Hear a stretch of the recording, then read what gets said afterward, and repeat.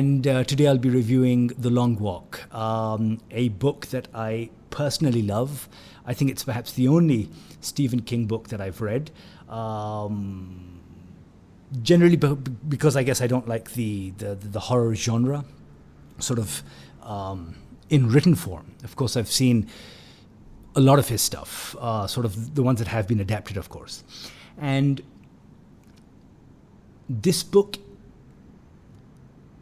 is an achievement in itself, is that it is his very first, when he was writing under the name Richard Bachman. And certain books, novels, stories have this ability to assume the currency of myth, where they are so well written, so well conceived, that they go beyond the page and just assume this characteristic that sort of passes into legend. And I think there's so many books like that.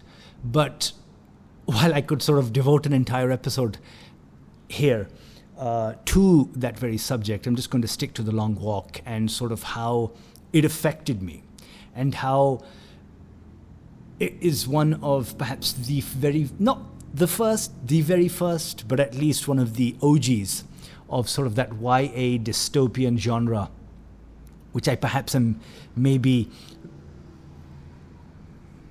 I wouldn't say belittling it by, but at least reducing it to this level, where you have, the Hunger Games. And the reason why I'm even mentioning the Hunger Games is its director, Francis Lawrence, is of course director of The Long Walk. But there was something about this book that from the very moment they take their first steps, I was sort of enraptured until the very last page.